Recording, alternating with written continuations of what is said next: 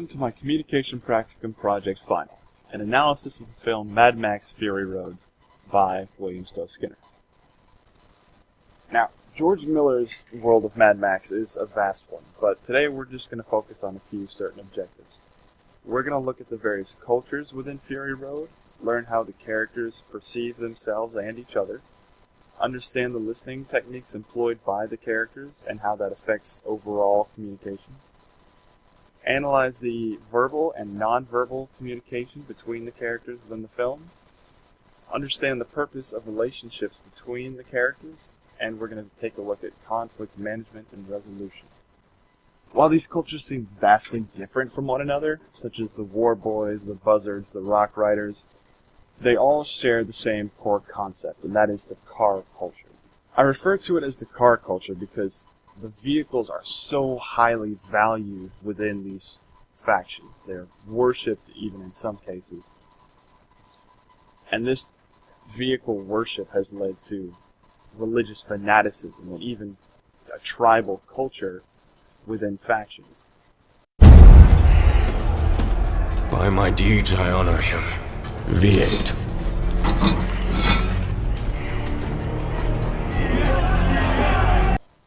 But despite this chaos, leaders have risen to take command, and it's usually the most ruthless and violent person within the group. For example, Immortan Joe.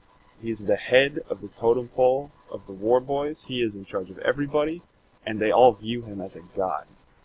And it's clearly shown that he, his sons, and his imperators are all the chain of command. There is a clear hierarchy. No one goes up against them unless they want to be killed or they're confident they can kill them and take their place. And of course, this kind of culture does not have any real form of education. From youth, the War Boys are raised to fight, to kill, for their warlord, Immortan Joe. And that results in a lack of general intelligence within the entire group. They use slang and made-up words like black thumb or guzzling or even blood bag to describe things around them. The perception of self for an individual within Fury Road varies quite widely based on their allegiance. For example, Max, he sees himself as nothing more than the instinct of survival. He will kill whoever gets in his way. He will take what he wants so long as it means his continued living. And in Furiosa's case, at the beginning of the film, we see that she's only been playing the loyal warrior. She is always seeing herself as a captive, which would also explain why she was able to empathize with Joe's wives and Shanghai them from Immortan Joe to get to the green place, a place of safety where they can all be free. In Nux's case, he, since birth, has been raised to fight, to kill as a war boy, die for Immortan Joe, and you will live in eternal paradise. And so he believes this with every fiber of his being, but he's at the end of his half-life. He fears that he's going to die of sickness instead of in glorious combat, and that causes desperation. He fights to join the war party to get the wives back.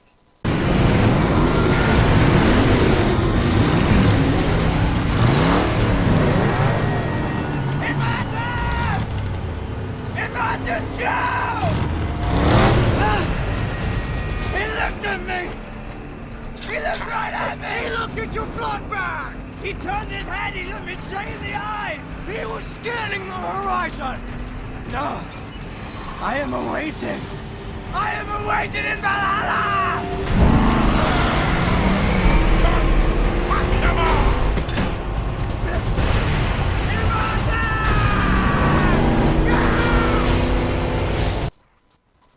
He wants nothing more than to be a sacrificial warrior in the name of Immortan Joe.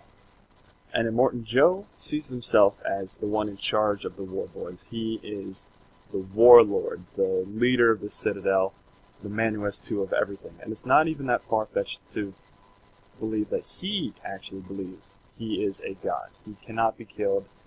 He must dominate the entire wasteland. And all these characters, no matter who they are, Nux, Max, Furiosa, Joe, their self-image reflects their personal image. You know, Max, he's too attached to the past, so he still is wearing his road leather from when he was a cop. Nux is covered in scars of tribal design. There's an image of an engine pierced onto his chest. Furiosa, she is a warrior. She's been branded by Joe, and that's the first piece that we see of her to make us understand she feels like a prisoner despite her place within Joe's war group. And Joe himself is adorned in medals and armor plating and even a very ritualistic looking gas mask to provide him with clean oxygen. So it makes him look inhuman. Now, while the idea of listening may seem like a simple one, there are many different kinds and variations of it. For example, there's informational listening.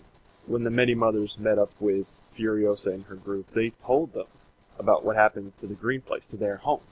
And Furiosa was listening intently. She was gathering information, she was absorbing.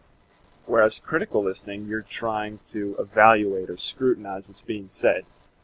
For another example, Max was telling Furiosa he saw Angharad fall into the wheels. She is gone. But she had to ask him again, did you see it? She didn't believe him. She was being critical of what he said. She didn't want to believe it. And then there's empathetic listening. When you're trying to empathize with someone who's speaking to you, you're trying to understand how they feel, put yourself in their shoes. And that's exactly what Capable, one of the wives, did when speaking with Nux. He was punishing himself for having failed Immortan Joe. He thought he was less than worthless. But she listened to his problems, and she told him he is worth something. He's a human being. It was his manifest destiny to continue living. And that just goes to show empathizing with somebody can completely change the way they view the world. Now, Max, as I said, is a survivor. He's a violent person, but he also wants to be left alone. He doesn't attack innocent people for no reason. So, you would think he's not a strong listener, but he is. His strong listening is what helped him survive today. You'll notice he speaks very little throughout the film. And this is because he's always listening for something that will give him an edge, that will help him in whatever situation he's in. When he was taken captive and being used as a blood bag, a forced donor for Nux, he heard his argument with his Lancer. You could see it in his eyes. He was processing that information, finding a way to escape. And even in the post-nuclear wasteland, there are barriers to communication based on race and gender differences. When the Many Mothers met up with Furiosa, they saw the men, and immediately their guard went up. They do not trust men. They shoot them on sight. In their eyes, all men are savages, and that is a massive barrier to communication. The men, who are they? They're reliable. They helped us get here. And the same barriers exist on the opposite side. Immortan Joe views women as nothing more than objects, as breeding stock to help strengthen his war machine. There's many examples within the film about listening within a group, many people focusing on the individual, hearing their voice and processing their information. When Joe speaks to his citizens, I suppose you could call them, the fallen people beneath the Citadel. When Max stops the group from crossing the salt flats and saying there's a better way, it's always seems to be a matter of the individual trying to change the view of the group. But with interpersonal listening, it's unique for every conversation. Some of it, as I stated before, is empathetic, is critical, is informational. Verbal communication in Fury Road is much like ours is today. There's English, then there's other languages, there's jargon and neologism that developed based on our surrounding.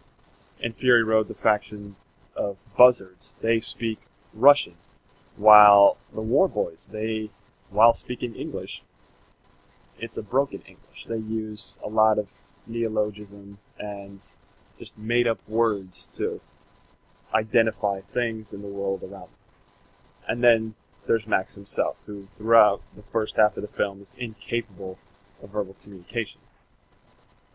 But individuals like Max and leaders of these factions, they have the ability to speak formally, which indicates a higher intelligence, which in turn would, of course, lead to them being in charge.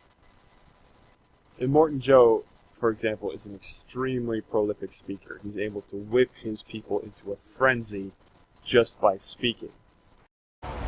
Once again, I salute my Imperator Furiosa, and I salute my Half-Life War Boys, who will ride with me eternal on the highways of Valhalla. I am your Redeemer. It is by my hand you will rise from the ashes of this world. But on the rest of the people, the common folk, if you will, the lack of formal language just caused a degradation in culture and society. And without society, there is no culture. So they are left with nothing but survival similar to Max. And the way people speak, it really reflects their attitude, just like their outward appearance. It reflects what they think, who they are. The Buzzards, they're perhaps the most wild and tribal of the factions. Max, his lack of speech shows he doesn't like talking to others. He loathes talking to others, and he's just on the brink of his sanity. Immortan Joe, he speaks like a god, like a man in charge, and that reflects who he is, or believes he is. And then there's nonverbal messages, which can be even more communicative in the Wasteland than verbal messages. And even facial expressions. Twice in the film, there are major moments where Max tries to hide his inward emotions with his speech. But his face gives it all away. We can see exactly what he's thinking and what he's feeling. You're relying on the gratitude of a very bad man. You've already damaged one of his wives. How grateful do you think he's gonna be?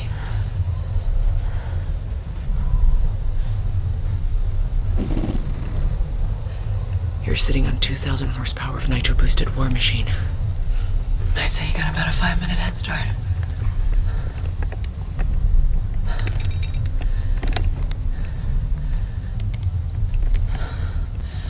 You want that thing off your face?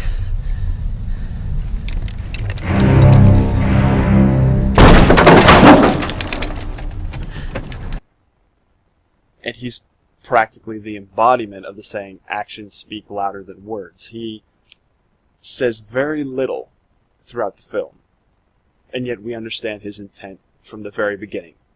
What he feels, what he thinks, and yet we always know, be it through when he starts a fight, where he's looking, how he's listening, what he does. There are other examples, such as with Furiosa and Nux. Furiosa maybe holding up her hands during the deal with the Rock Riders. Nux, when he headbutts Slit to try and assert dominance. And Immortan Joe, when he's just lost Angharad and he's just standing there, breathing heavily. You can see he's full of sorrow, even though he sees her as an object. Many unique relationships are formed within the film, be it between Max and Furiosa, or Nux and Capable, even the many mothers and our heroes, and Immortan Joe and the wives. We can see the different kinds, how they interact, who's perhaps the more dominant. With Max and Furiosa, it's mutual respect. It may seem like there's a potential for a romantic relationship, but it's never approached. It's just mutual respect between two warriors. With Cheeto and the other wives, she's the most sorrowful. It overwhelms her, and she tries to return to Joe. But the other wives stop her they have to be supportive of her and remind her of why they left in the first place. They are not things. And Nux, when he failed Joe, he felt so worthless.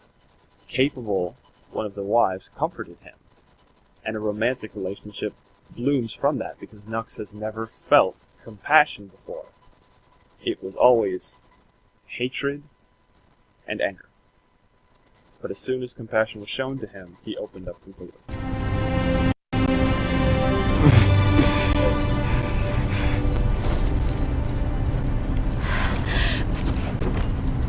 What are you doing here?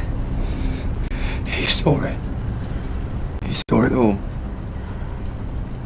My own blood bag driving the rig that killed her.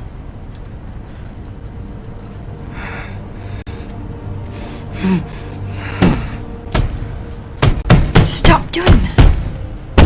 Shh. Stop.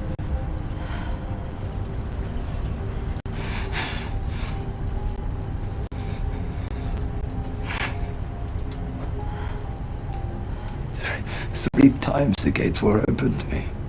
What gates? I was awaited in Valhalla. They were calling my name. I should be walking with the immortal, no feasting with the heroes of all time.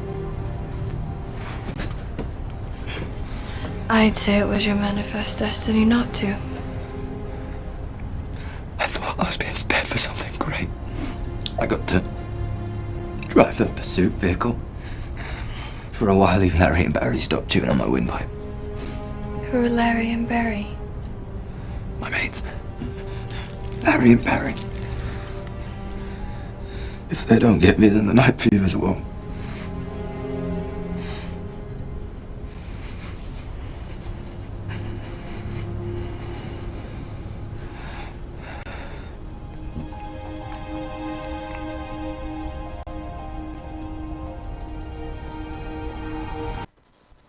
The many mothers proved to be very supportive of Furiosa when they told her that her home was gone. When her mother was gone, she was one of them. And they treated her as such.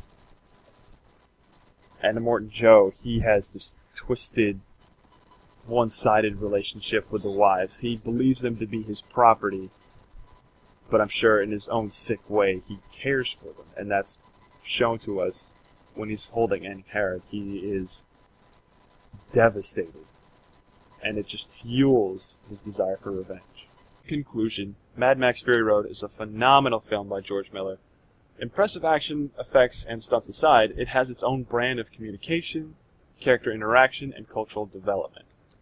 I hope this presentation has given you an idea of the true complexity of Fury Road, and despite the minimal dialogue, its possession of deep communication.